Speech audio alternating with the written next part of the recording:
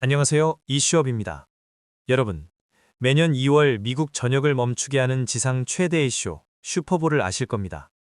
전 세계에서 가장 비싼 광고판이라 불리는 이 무대는 기업들에게 단순히 제품을 홍보하는 장소를 넘어 우리가 여전히 업계의 정상에 있다는 것을 증명하는 자존심 싸움의 장이기도 합니다.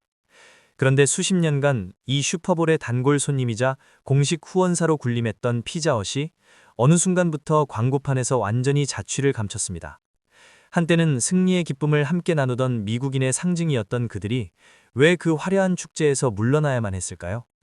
오늘 이슈업에서는 미국 피자헛이 처한 처절한 위기와 슈퍼볼 광고조차 포기할 수밖에 없었던 자본주의의 냉혹한 뒷이야기를 심층 분석해 보겠습니다. 가장 먼저 짚어볼 원인은 소비자들의 가슴을 답답하게 만드는 가격 문제입니다.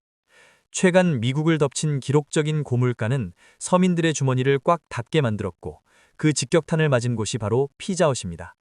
식재료비와 인건비가 동시에 치솟으면서 피자헛의 가격 정책은 그야말로 통제 불능 상태에 빠졌습니다. 특히 캘리포니아를 포함한 주요 주에서 최저임금이 급격히 인상되자 피자헛은 기다렸다는 듯이 메뉴 가격을 대폭 올렸습니다. 이제 미국에서 피자 한 판에 팁과 배달비를 더하면 우리 돈으로 5만 원을 넘기는 일이 예사가 되었고, 이는 곧 비싸서 못 사 먹겠다는 대중의 분노로 이어졌습니다. 자본주의 시장은 냉정합니다. 도미노 피자나 리틀 시저스 같은 경쟁사들이 가성비라는 무기를 들고 초저가 전쟁을 벌이는 동안 피자헛은 고급화도 아니고 가성비도 아닌 애매한 위치에 고립되면 소비자들에게 버림받기 시작한 것입니다. 이러한 위기를 상징적으로 보여주는 사건이 바로 앞서 말씀드린 슈퍼볼 광고의 중단입니다. 슈퍼볼 광고는 미국 내에서 브랜드의 위상을 상징하는 척도와 같습니다. 30초당 광고비가 우리 돈으로 90억 원에 달하는 이 엄청난 비용을 감당하려면 천문학적인 수익이 뒷받침되어야 합니다. 하지만 피자헛은 수조 원대의 매출을 올리면서도 수익성이 악화되자 결국 이 자리를 경쟁사인 도미노와 파파존스에게 내어주었습니다. 과거에는 슈퍼볼 시즌만 되면 전국적인 할인 행사와 화려한 광고로 안방을 점령했던 그들이었지만 이제는 광고비 지불 여력조차 사라진 셈입니다. 이는 단순히 마케팅 비용을 줄인 차원을 넘어 피자헛이 더 이상 미국 피자 시장의 주인공이 아니라는 것을 전 세계에 스스로 공표한 꼴이 되었습니다. 왜 이렇게까지 무너진 걸까요?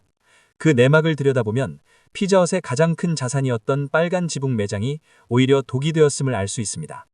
피자헛은 과거 가족들이 모여 앉아 외식을 즐기던 다이닝 문화의 중심지였습니다. 하지만 오늘날 소비자들은 더 이상 피자 매장에 앉아 시간을 보내려 하지 않고 배달과 포장이라는 간편함을 선호합니다. 경쟁사들이 매장 크기를 줄여 임대료와 인건비를 아끼고 배달 시스템에 올인하는 동안 피자헛은 유지비가 엄청나게 들어가는 대형 매장들을 고집했습니다.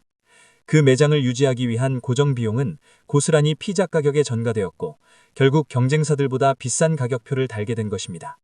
뒤늦게 배달 전문 매장으로 전환을 시도하고 있지만 이미 낡고 비싸다는 이미지는 굳어질 대로 굳어진 상태입니다. 여기에 더해 현대 자본주의 사회의 핵심인 데이터 기술 전쟁에서도 피자헛은 패배했습니다.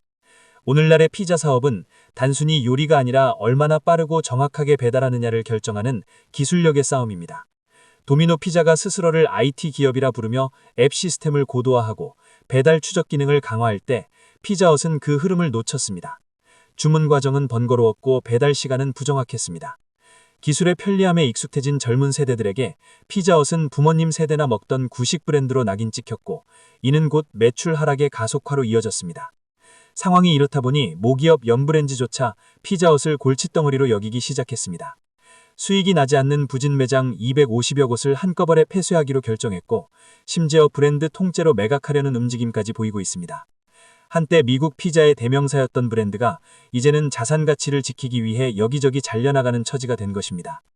결국 미국 피자헛의 몰락은 변화하는 시대의 흐름과 소비자들의 요구를 무시한 거대 공룡의 예고된 비극일지도 모릅니다. 추억은 힘이 세지만 당장 오늘 점심 메뉴를 고르는 소비자의 손가락은 냉정하다는 사실을 그들은 너무 늦게 깨달았습니다. 슈퍼볼의 화려한 환호성 속에서 사라진 피자헛의 광고처럼 한 시대의 상징이었던 브랜드가 역사의 뒤안길로 사라지는 모습을 보며 우리는 자본주의의 냉혹한 생존 법칙을 다시 한번 실감하게 됩니다. 지금까지 이슈업이었습니다. 감사합니다.